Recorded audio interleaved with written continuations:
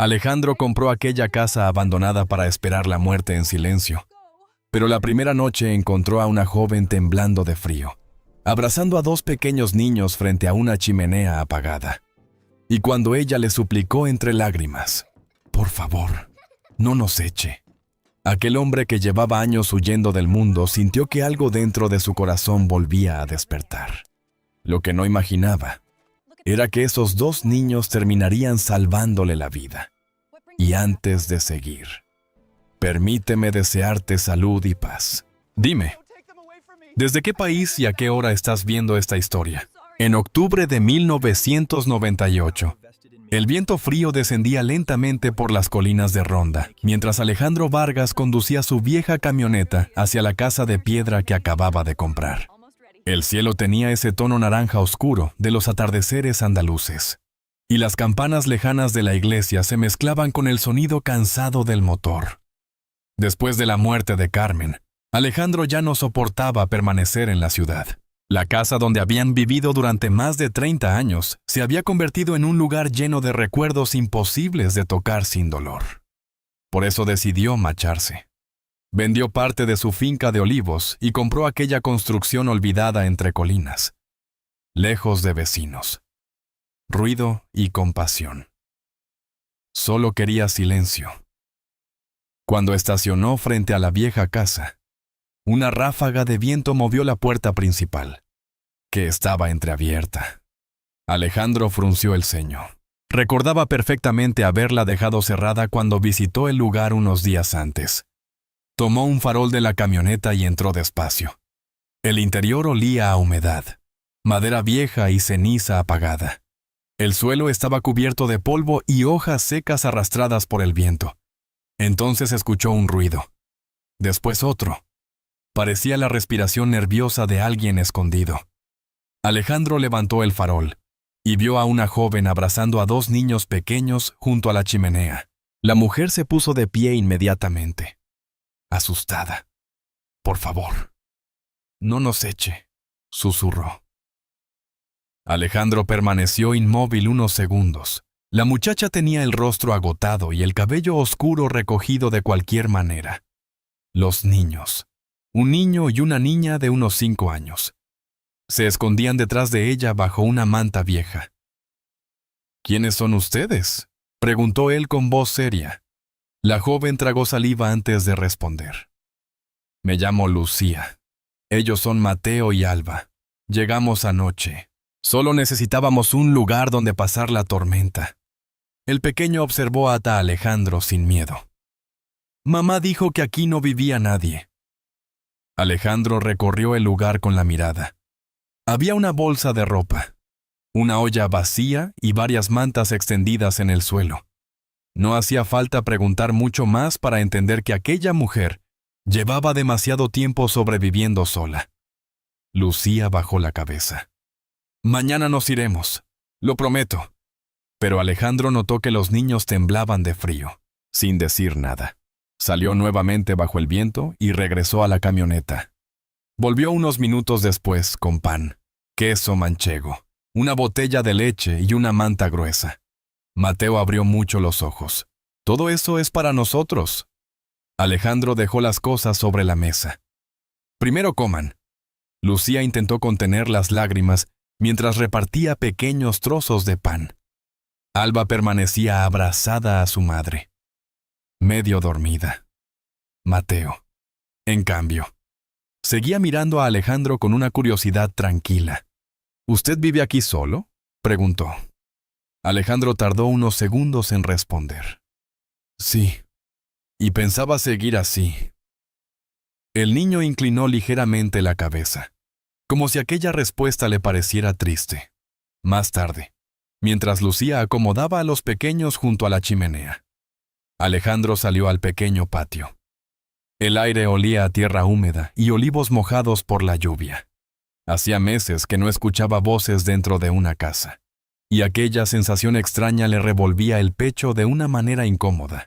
Cuando volvió a entrar, encontró un dibujo sobre la mesa. Era una casa torcida, una mujer sonriente, 2 niños, y un hombre alto dibujado junto a ellos, todavía sin rostro. Mateo lo observaba desde las mantas. «Falta alguien aquí», dijo en voz baja. Alejandro sostuvo el papel sin responder. Afuera comenzó a llover suavemente sobre el techo de piedra, mientras el viento recorría las colinas oscuras de Andalucía. Y aquella noche comprendió algo que lo inquietó profundamente. Por primera vez desde la muerte de Carmen. El silencio ya no le parecía un refugio. El dibujo de Mateo permaneció sobre la mesa toda la noche. Alejandro intentó ignorarlo mientras acomodaba algunas herramientas en el pequeño cobertizo detrás de la casa. Pero cada vez que volvía a entrar, terminaba mirando aquella figura alta sin rostro dibujada junto a los niños. Había algo incómodo en ese papel arrugado. Como si el pequeño hubiera visto dentro de él una soledad que ni él mismo quería aceptar. La mañana siguiente amaneció fría y húmeda. La niebla cubría parcialmente las colinas de los olivares y el aire olía a leña recién encendida. Alejandro despertó temprano, como siempre. Pero al salir al patio escuchó algo que hacía demasiado tiempo no oía dentro de una casa. Risas. Mateo corría alrededor de Alba mientras Lucía calentaba agua sobre la vieja cocina de hierro. Llevaba el cabello recogido y una manta sobre los hombros. Al verlo aparecer, se puso tensa inmediatamente. «Buenos días, don Alejandro». «Solo Alejandro», respondió él mientras tomaba un balde. Lucía asintió en silencio, aunque intentaba disimularlo. Alejandro notaba el esfuerzo constante de la muchacha por no ocupar demasiado espacio. Limpiaba las ventanas rotas, barría el suelo y acomodaba cuidadosamente las pocas cosas que él había traído. Parecía una persona acostumbrada a marcharse antes de molestar. Más tarde. Alejandro salió a revisar los viejos olivos cercanos al camino. Mateo insistió en acompañarlo. «Yo puedo ayudar», dijo orgulloso. Alejandro estuvo a punto de negarse, pero terminó aceptando. El niño caminaba detrás de él levantando piedras del suelo y hablando sin parar mientras el viento movía lentamente las ramas plateadas de los árboles. ¿Siempre vivió aquí? No. Entonces, ¿por qué vino? Alejandro guardó silencio unos segundos antes de responder. Porque a veces las personas necesitan estar solas. Mateo frunció la frente. Mi mamá dice que estar demasiado solo pone triste el corazón. Aquella frase quedó resonando dentro de él mucho después de terminar la conversación. Cuando regresaron, Lucía había preparado un almuerzo sencillo con pan tostado, tomate rallado y aceite de oliva. También había colocado unas flores silvestres dentro de un vaso pequeño sobre la mesa. La casa seguía vieja y fría, pero empezaba a sentirse menos abandonada. Los días comenzaron a pasar lentamente. Alejandro arreglaba partes del techo, mientras Lucía limpiaba el interior o remendaba ropa cerca de la ventana. Alba observaba casi siempre en silencio, aunque poco a poco dejó de esconderse cuando Alejandro se acercaba. Una tarde incluso se animó a dejar una pequeña flor amarilla junto a sus herramientas antes de salir corriendo hacia la cocina. Mateo, en cambio, parecía decidido a derribar todas las paredes invisibles que Alejandro había construido alrededor de sí mismo. Una tarde apareció junto a él cargando una caja pequeña cubierta de polvo. Mamá dice que esto ya no sirve, pero yo creo que sí. Dentro había fotografías viejas. Alejandro las reconoció enseguida. Eran imágenes de Carmen durante una feria de primavera muchos años atrás. En una de ellas, ella sonreía bajo unas luces de colores mientras sostenía un algodón de azúcar. Mateo observó la foto con curiosidad. ¿Ella te hacía feliz? Alejandro bajó lentamente la mirada hacia la imagen. Sí, mucho. Durante unos segundos no dijo nada más. El viento seguía entrando suavemente por las rendijas del techo, mientras el niño observaba la fotografía como si intentara entender la tristeza escondida detrás de aquel silencio.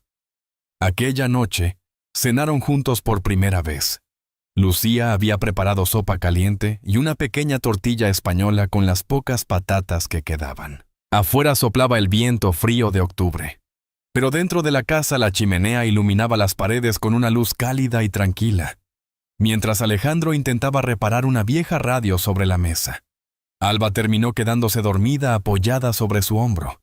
Lucía se levantó enseguida, nerviosa. Lo siento. Ella nunca hace eso. Alejandro observó a la niña dormida unos segundos. Hacía años que nadie descansaba así junto a él. Déjala, dijo en voz baja.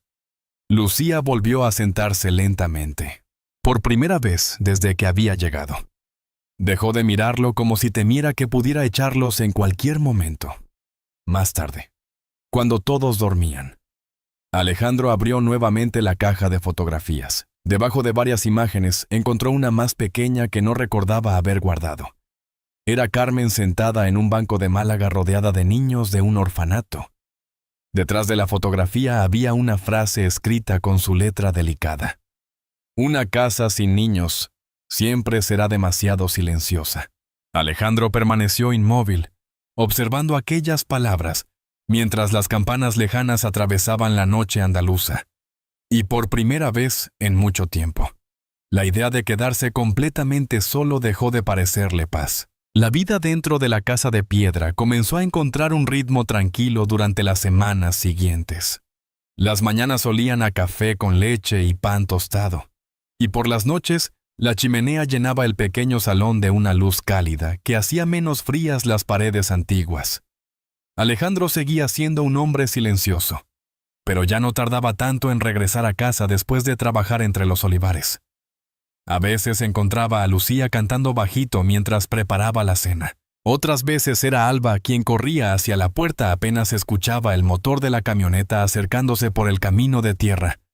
La niña todavía hablaba poco, pero ya no se escondía cuando Alejandro aparecía. Mateo, en cambio, parecía decidido a llenar cada rincón de la casa con preguntas y ruido. Cada tarde insistía en acompañarlo a revisar los olivos.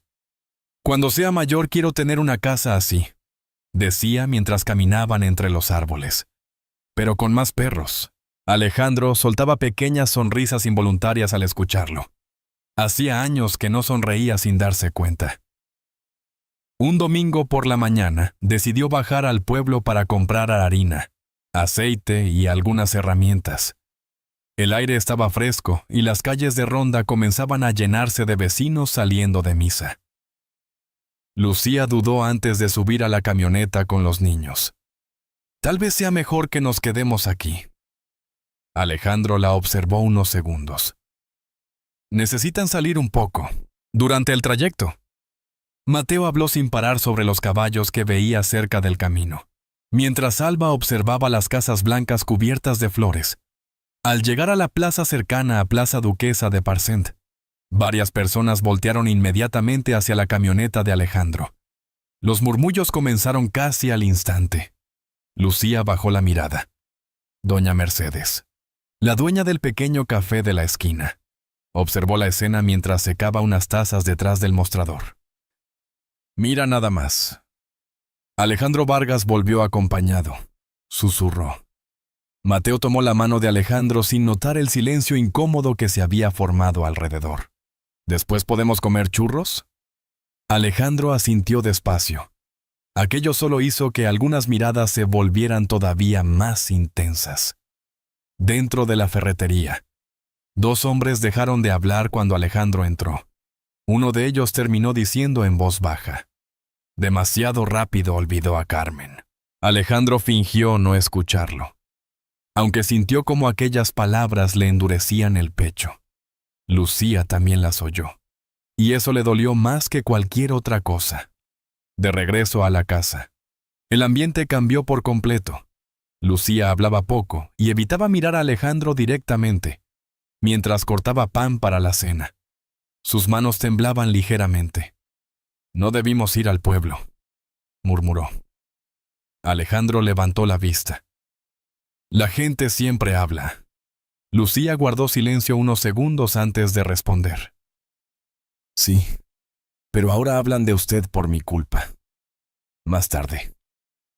Mientras Alba dormía junto a la chimenea y Mateo dibujaba sobre la mesa, alguien golpeó suavemente la puerta. Era Padre Tomás.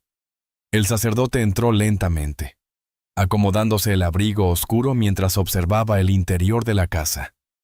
«Buenas noches, Alejandro. Padre». El hombre suspiró antes de hablar. «El pueblo está comentando muchas cosas». Lucía bajó la cabeza inmediatamente. «La gente recuerda mucho a Carmen», continuó el sacerdote.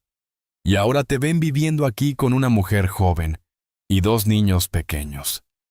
Alejandro apretó lentamente la mandíbula. «Solo les estoy dando un lugar donde quedarse». «Lo sé», respondió Padre Tomás. «Pero los rumores pueden destruir la paz de una familia antes de que exista». Aquellas palabras quedaron flotando en la habitación incluso después de que el sacerdote se marchara. Esa noche casi nadie habló durante la cena. Solo se escuchaba el sonido de la lluvia suave golpeando el techo. Cuando los niños finalmente se quedaron dormidos, Lucía comenzó a guardar ropa dentro de una pequeña maleta vieja. Alejandro la observó desde la puerta. «¿Qué haces?» Lucía evitó mirarlo. «Mañana nos iremos». El corazón de Alejandro se tensó de golpe. «Lucía». Ella respiró hondo antes de continuar. «No quiero convertirme en otro motivo de tristeza para usted». Él quiso responder algo, pero las palabras no salieron. Por primera vez desde la muerte de Carmen. Volvió a sentir miedo dentro del pecho, no miedo a quedarse solo, miedo a perderlos. Antes de dormir. Mateo se acercó medio dormido hasta donde Alejandro permanecía sentado junto a la chimenea. El niño lo abrazó por el cuello y preguntó con voz pequeña: «¿Mañana también vas a desayunar con nosotros?» Alejandro miró la maleta junto a la puerta. Y por primera vez en muchos años.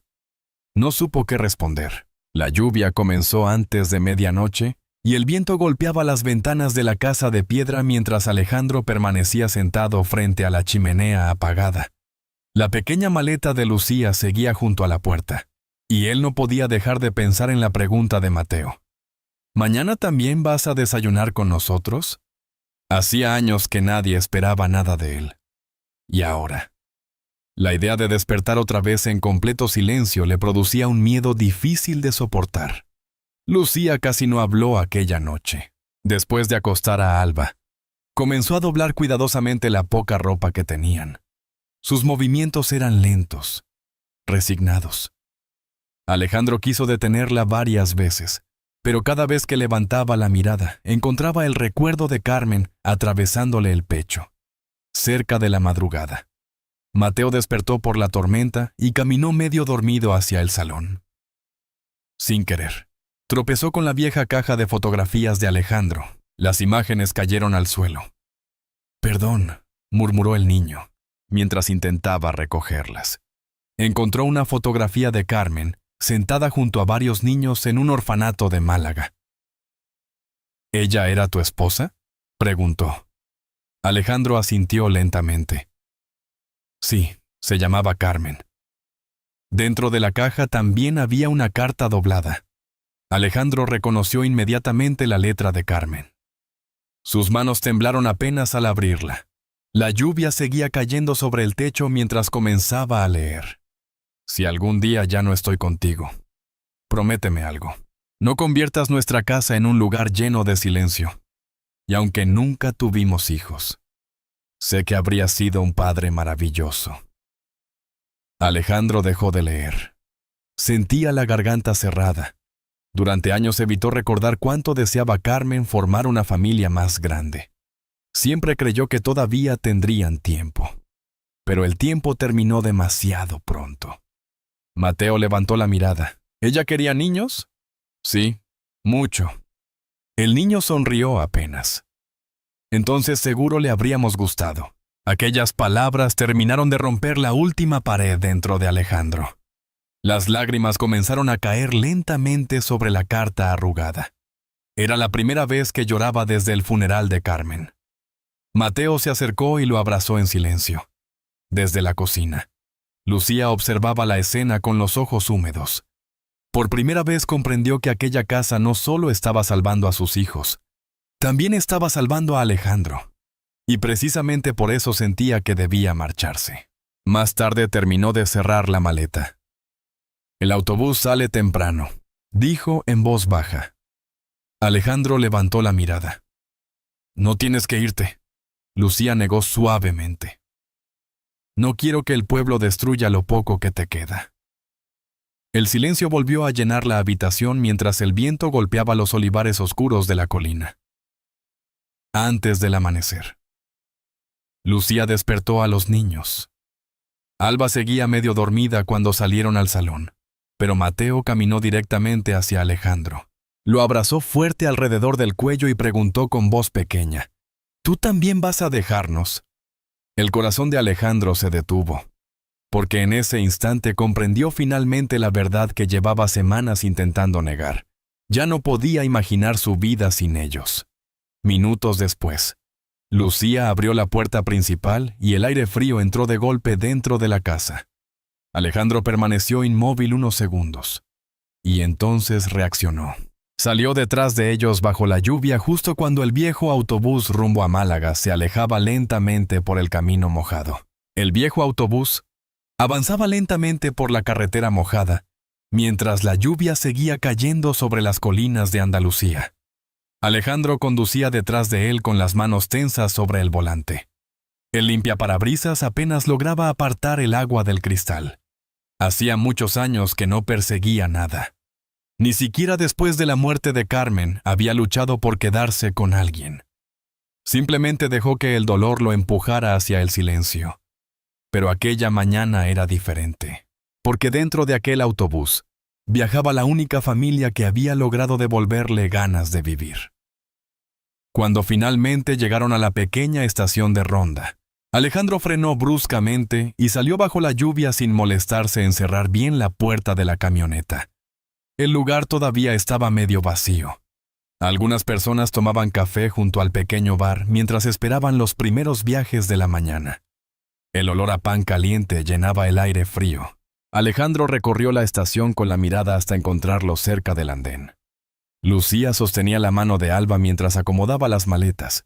Mateo estaba sentado sobre un banco mirando la lluvia caer. Fue el primero en verlo. Sus ojos se iluminaron de inmediato. ¡Alejandro! El niño salió corriendo hacia él sin importarle los charcos. Alejandro se agachó y lo abrazó con fuerza, sintiendo cómo algo dentro de su pecho dejaba finalmente de resistirse. Lucía permaneció inmóvil. La tristeza en sus ojos dolía más que la lluvia. «No tenías que venir», dijo ella en voz baja cuando Alejandro se acercó. Él respiró hondo antes de responder. Sí tenía. Durante unos segundos ninguno supo qué decir.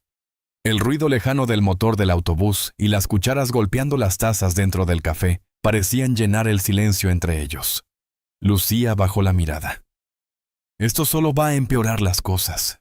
«¿Para quién?» «Para ti». Alejandro negó lentamente con la cabeza.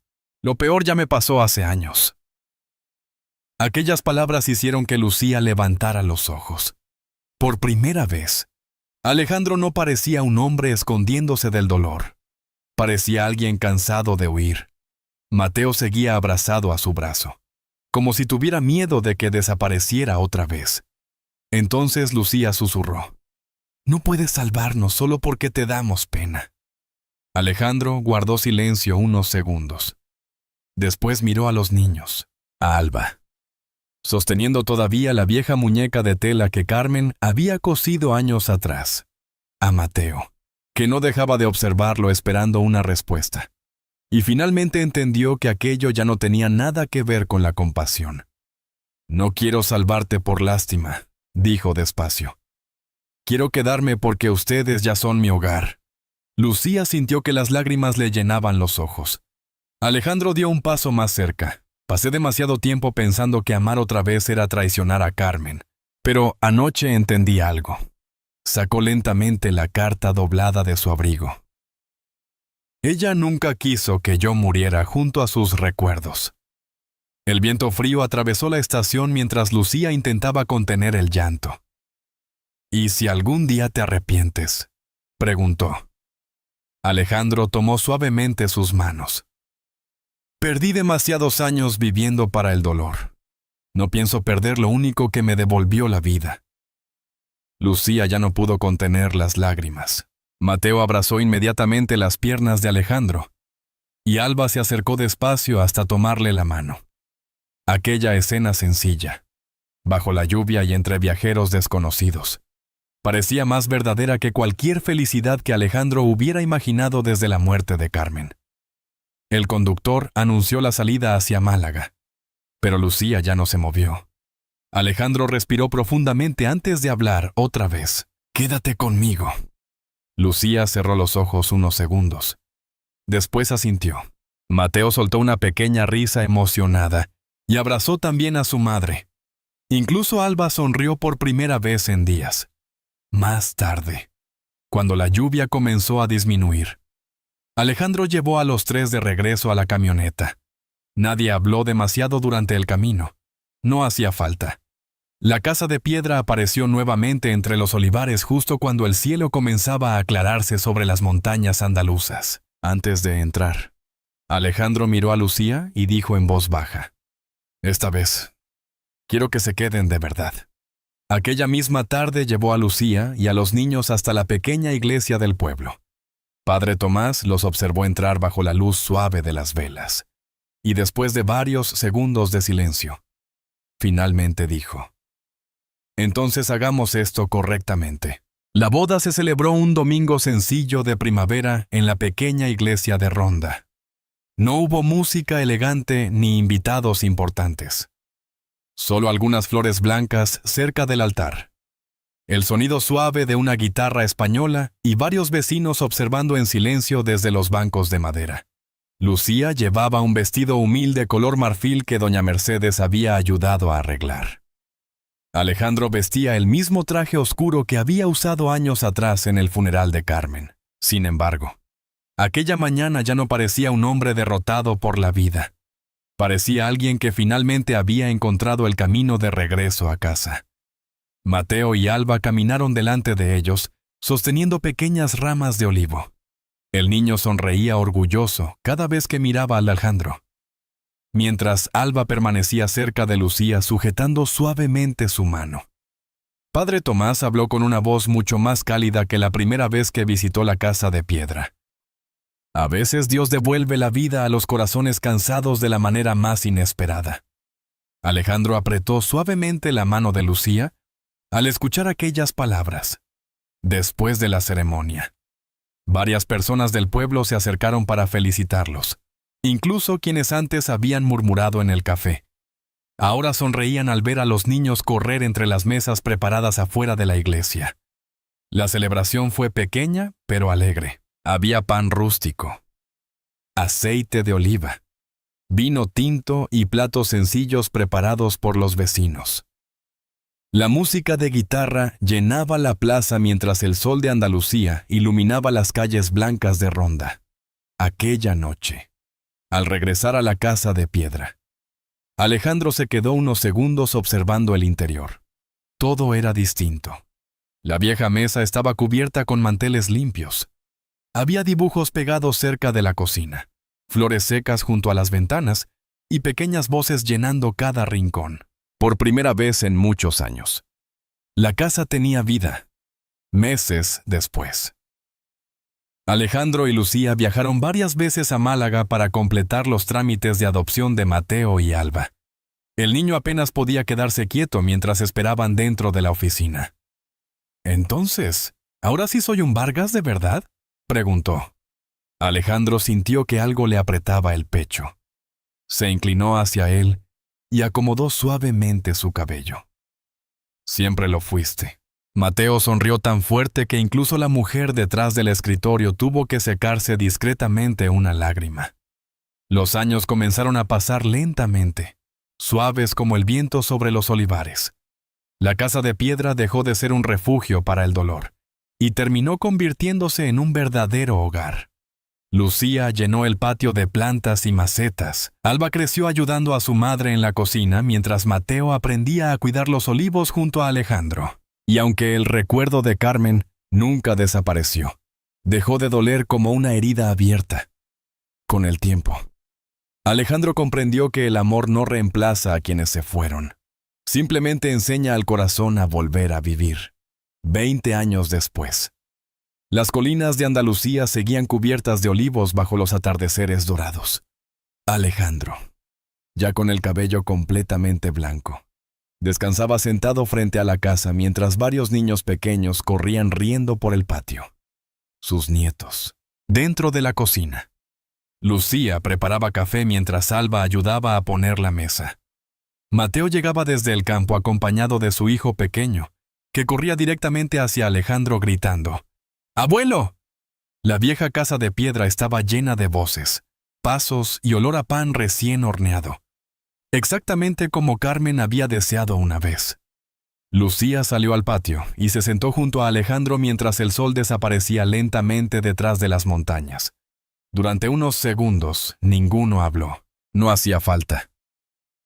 Alejandro observó a los niños jugar entre los olivos y luego miró la vieja puerta de madera de aquella casa que había comprado tantos años atrás para esconderse del mundo. Entonces sonrió suavemente. Yo creí que compré esta casa para esperar la muerte, pero ustedes me enseñaron a vivir otra vez. Lucía apoyó la cabeza sobre su hombro, mientras las campanas lejanas de la iglesia comenzaban a sonar sobre la tranquila tarde andaluza, y por primera vez, desde la muerte de Carmen. Alejandro comprendió que incluso los corazones más heridos pueden volver a llenarse de vida cuando una familia los salva del silencio.